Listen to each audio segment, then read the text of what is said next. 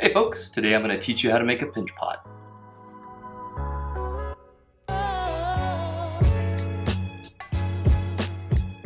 By now you should have already wedged out a 1-pound chunk of clay. Now you're going to slap and wad it into a perfectly round ball. Next, take your thumb and puncture down into the ball of clay, but be careful not to perforate the base. You're going to need that. If we look at the inside profile, this is what you would see. As I pinch the clay from the bottom to the top and top to bottom, it's going to eventually thin out. As I pinch around the inside with one hand, the mouth will get wider and I'll be able to fit 2 thumbs on the inside. As I apply pinching pressure from top to bottom and bottom to top, the pot will expand and eventually become thinner. I want you to notice how I'm using the table surface to support the side profile of the pinch pot. This allows me to keep it sturdy as I pinch and prevents it from flaring out too wide. A bending wheel would be preferable here, but it's likely that not everyone will be able to use one at the same time, so this is an easy accommodation. This is the basic pinching motion that I'm using when I'm pinching the pinch pots. Notice that I'm alternating my hands as I'm pinching. This allows me to support the pinch pot with one hand while I'm pinching with the other, and vice versa. If I look at a side profile of the stage that I'm at right now, you can see the walls are starting to thin out. Thinness is kind of the end goal here, because if the walls are thick, we're going to end up with a heavy object, and we don't want a door stopper. We want a fully functional utilitarian object. So down at the very bottom of the pinch pot, there's some thick clay that I couldn't quite reach with my thumbs. So I'm supporting the base of the pinch pot with the palm of my hand in a cup-like motion, and just kind of compressing down with my fingers of my right hand. This is going to kind of make the pinch pot conical or cone shaped down at the very bottom, but that can be pretty easily fixed by tapping the base on the table or adding a foot ring.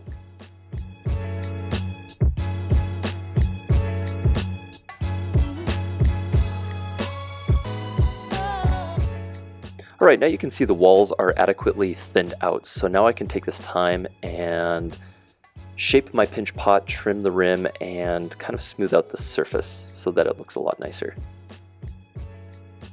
If while you're making your pinch pot you're noticing the rim cracking, simply just add a little bit of water to the rim and smooth it out. Just a dab will do. It'd also be a good idea to kind of gently compress down on the rim, and that'll really make sure that the clay platelets fuse together so that you can avoid more cracking in the future. So now I'm going to trim the rim of the pinch pot level. What you're going to need to do first is center the pinch pot on the banding wheel or a kick wheel, or any wheel for that matter. And with a needle tool or a scalpel, draw a line with a steady hand at the very top where you intend to cut. You might need to make a couple pass-throughs, but gently lift off the excess amount that has been cut away, and then with a sponge or a chamois, just smooth out the rim. After you're finished on day 1, you're going to want to turn your pinch pot upside down and scribe your name and period number on the bottom of the pinch pot. This is so you don't confuse it with anyone else's.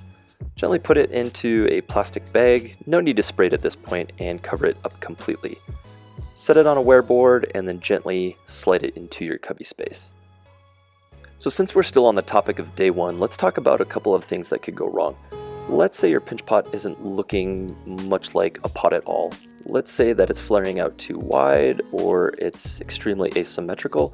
What you could do is take your clay and dunk it back into the water bucket that's at your table.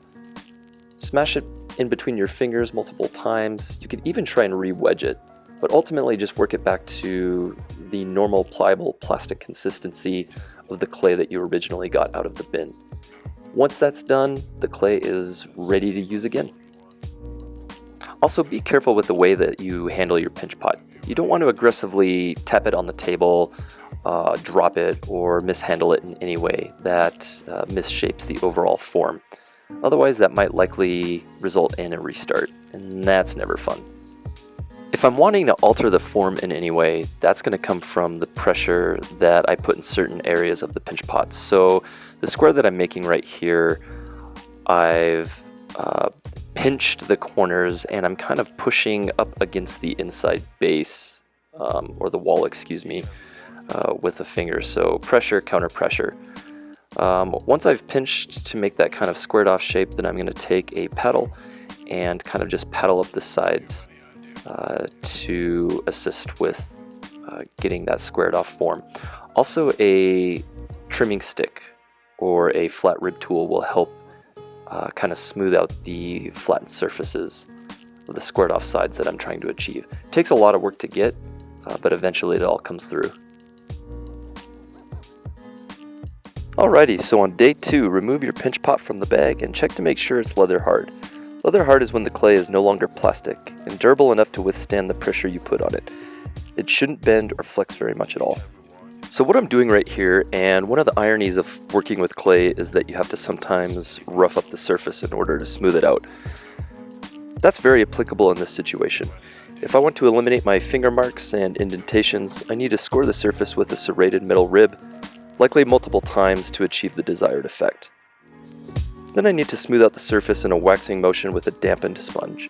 Yes, this will make the surface a little groggy, but then I can burnish it down with the flat side of the rib or the back side of a spoon. Alrighty, so it looks like I'm done here. I'm just going to place this upside down on the banding wheel and spin it a few times to make sure that I've achieved the symmetry that I was looking for, all through shaving and paddling. So after achieving symmetry in my shape and smoothing it out, I'm going to add an elaborate foot ring to the bottom of this pot. To do so, I'm going to place a small coil by slipping and scoring it into place. Scoring is the action of scratching the surface you intend to add clay to. This allows the platelets to readily interlock together. Slip is like the bonding agent that glues the clay together. These two actions assure that your two pieces of clay will stick together. I'm going to continue to pinch this ring until it gets a little wider. Basically, just think about making it another pinch pot underneath your first pinch pot. So already I've pinched the foot, thinned it, trimmed it, and smoothed it out. Now I'm going to take a rasping tool and score the area where I attached the ring, and then I'm going to smooth it out with a sponge for a seamless transition from the body to the foot.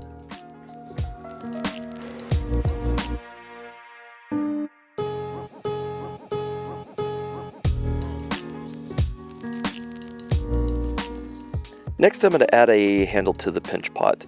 Not that it needs one, but I feel like it'll suit the form and will likely be more aesthetic than utility. Just like when I attach the foot ring, I'm going to slip and score the handle to the side profile to assure that it sticks well on the pot.